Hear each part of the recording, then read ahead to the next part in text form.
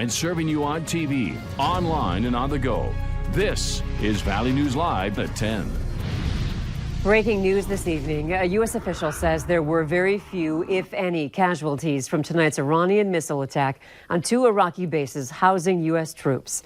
Speaking anonymously, the official told the Associated Press that 15 missiles were fired. 4 of them failed to hit their targets. Iran said it would retaliate after the U.S. killed its top general. But again today, President Donald Trump warned Iran they would be hit hard if they struck American targets. Natalie Brand is on Capitol Hill with the latest. Iran claimed responsibility for an attack on U.S. targets in Iraq after threatening retaliation for the killing of its top general last week. Tuesday night, Iranian state television aired this video of what it said were missiles being fired. It's a show of use of force that we will go toe-to-toe, tit for tat with you. The Pentagon confirms more than a dozen ballistic missiles were launched from inside Iran against U.S. and coalition forces in Iraq.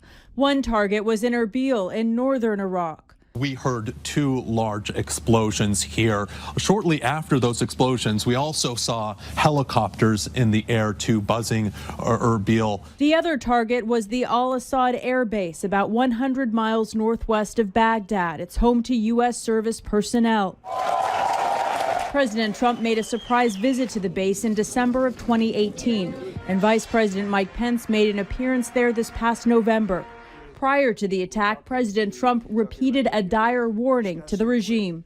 If Iran does anything that they shouldn't be doing, they're going to be suffering the consequences, and very strongly. The vice president called top congressional leaders to inform them of the attacks. They had just been briefed in person about the intelligence leading up to the killing of Iran's top general. Lawmakers reacting to the attacks have questions. Right now, we're in a defensive posture. What we don't know if this is the first of more than one wave. I am questioning whether or not the Trump administration has a coherent strategy for what to do next. Late Tuesday, President Trump met with his top advisors at the White House. He tweeted, "Assessment of casualties and damages taking place now. So far, so good."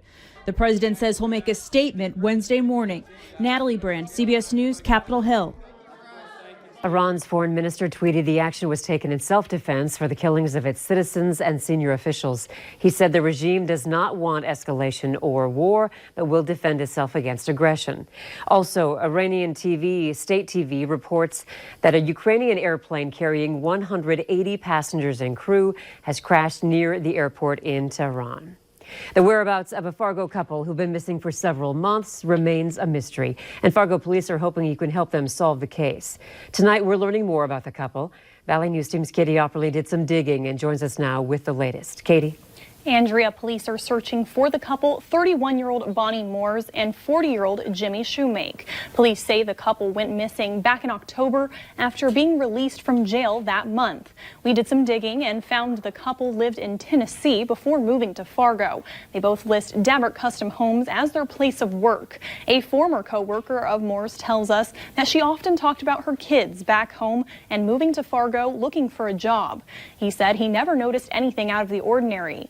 We also visited the last listed address for the couple in South Fargo. The home was snowed in, and neighbors we spoke with said they did not know the couple personally. Police say their family has not heard from them. They are known to stay at local hotels and work day labor jobs, but for now, their location is unknown. Andrea? All right. Thank you, Katie. If you have any information about the couple, you're asked to call Fargo Police at this phone number, 241-1405. Refugee resettlement will not be allowed in Minnesota's Beltrami County, according to the Star Tribune.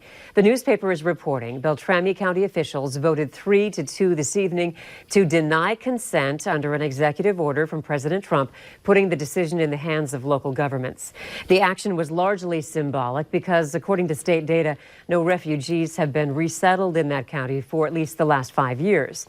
Recently, in Burleigh County, North Dakota, which includes the city of Bismarck, officials voted 3-2 to limit refugee resettlement to no more than 25 people in 2020. A Fargo special needs teacher has been cleared for the second time of accusations she hit a student. We're not identifying the teacher since she hasn't been charged. Fargo Public Schools originally cleared the Centennial Elementary teacher in November, but an email we obtained raised concerns of her being physical with the 5-year-old, opening another investigation. Now, after that second investigation, the teacher will keep her job, although investigators learned she had in fact been physical on the job. Given the fact that there was a report by another teacher and then later emails, I would err on the side of protecting the child. While she was allowed to keep her job, the teacher was placed on a performance improvement plan. Fargo Public Schools declined speaking on camera. The search continues for a woman missing from the Standing Rock Reservation. Horseback riders joined other volunteers and law enforcement in the search for 30-year-old Kara Maui. The volunteers on horseback searched areas that are hard to reach on foot between Selfridge and Porcupine, a distance of about 20 miles. The Bureau of Indian Affairs and the woman's family have declined to comment on whether foul play is suspected in Maui's disappearance.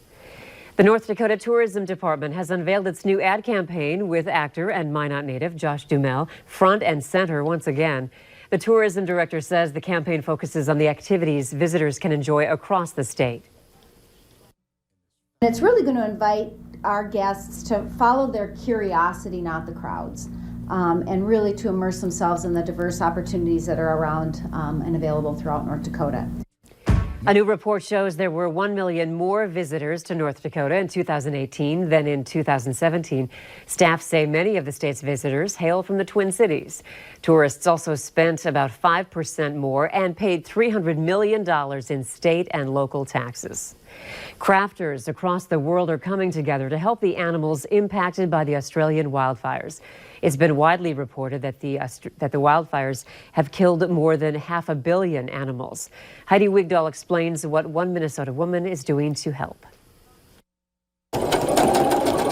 When so much is out of our hands, how do we help? It helps to have extra pieces on hand. Jill Arnoldy turned to her talents. Posted to my quilting friends and crafters, and I just got bombarded with people wanting to help.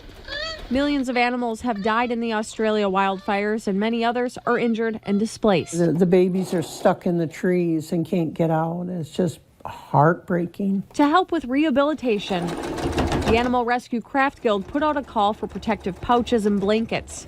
Anybody interested? And I thought, wow, yeah. I decided to make the pouches for the bats and the baby joeys and the baby wallabies. This hanging pouch is for a microbat. And the baby will come in from the bottom. A bit of comfort. I just want it to be happy fabric, not only for the animals, but for the people taking care of them. Jill is working with about 18 other Minnesota crafters, serving as a leader for Isanti and nearby counties. And I don't even know some of these people, just they said, hey, Jilly, I want to help. She's heard from more than 100 people so far. The response has been just incredible. All wanting to do their part. A common thread that connects us. We'll have the latest updates on the fires in Australia a little bit later in our newscast. Valley News Live 10 at 10 continues with No Wait Weather. All right, here is a look at our latest wind chill values. Look at the northern portions of Minnesota right now. 25 below on exposed skin, Devil's Lake Basin. No picnic there either. In the 20s below. That's what it feels like on exposed skin thanks to the wind. And right now, a look at our current conditions out at Hector as we take a look out at the Dakota Magic Casino. It doesn't take a lot of wind once we get sub-zero to make it feel just ornery cold.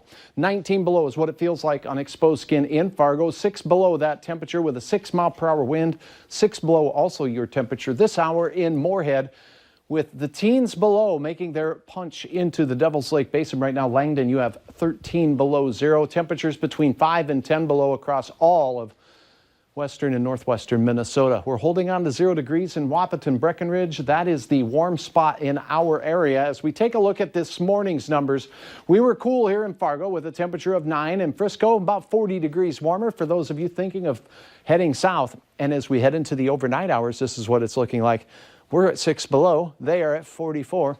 above, a difference of, why did I carry the one? About 50 degrees. That's right. Okay, here's a look at some snow showers developing out to the west. Here's the cold, clear air over us right now. Warmer air going to punch in. So tomorrow, we're not only going to have brutally cold morning temperatures, we're going to have a chance for some snowflakes in the forecast as well. A wind chill advisory for most of our viewing area into midday tomorrow. Here are the details. First and foremost, as we go through the overnight hours, we'll continue that northwest wind. It won't be too strong, but temperatures will dive into the 10 to 20 below category. The coldest air temperatures will be from the Northern Valley and northeast North Dakota, Langdon down into Grand Forks, Devils Lake into Fargo and points east. Factor in the winds that will reverse and become southeasterly early in the day. They'll be fairly light, 5 to 15 miles per hour, but won't take long for them to pick up a little bit. We're going to have wind chills between 30 and 40 below as you're heading off to work and school. So bundle up the bus riders, find those mittens and the ear muffs. You want to cover those. That's ear splitting cold out there. And then watch what happens as we go through midday. The clouds increase, the wind increases, and temperatures also will increase, but thanks to the wind that'll be brutal all day, we'll have wind chills. Look at this, wind arrows, 15 to 20 mile per hour winds from the Southern Valley into Minnesota. Temperatures and wind chills well below zero. Then as we go into the afternoon, our temperatures start correcting themselves, but it's not going to feel balmy. First and foremost, snow spreads along Highway 200 and points north. Your commute home in the evening will have a little bit of light snow across the area. Some of you may have a couple of inches, and it will be a little on the greasy side for roads. Everyone, all of us, not all of us see snow, but all of us will see gusty winds. And look how strong they get in the yellows here. Down to the south, we'll see gusts over 30 miles per hour. This is going to be some of that light, fluffy snow, that powdery kind of stuff, so any wind at all is going to reduce visibilities. Tomorrow night into Thursday morning, more on the snowfall potential, but tomorrow morning in Fargo-Moorhead, 15 below to start, slowly climbing throughout the day with winds from the southeast at 15 to 25 miles per hour, making these above zero temperatures in the afternoon feel like below zero all day. It's going to be a brutal day. The best chance of snow, Highway 200, points north, widespread 1 to 3. Fargo sees a trace, but up north 1 to 3, a pocket of 3 to 6 near the international border, not out of the question. Great photo. Some at least are trying to have fun. This is we'll call it a snow doodle. Thanks for sharing your photo. Here's a look at your 7-day planner as we look at Thursday. 20 degrees, 3 to 6 inches north, 20 degrees. Better enjoy that because wave number 2 of the Arctic air gets here Saturday morning. Then we get a rebound for a couple days, Andrea. Then wave number 3 gets here Tuesday and Wednesday.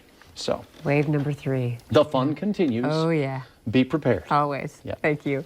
Join us tomorrow as our Proceed Road to Frisco coverage kicks off live in Frisco with the Bison football team. We'll bring you the latest all week, taking you right up to our 90-minute-long Farmers Union Insurance Bison football pregame show on Saturday. Coverage begins at 9:30 with kickoff to follow at 11 between the Bison and the Dukes.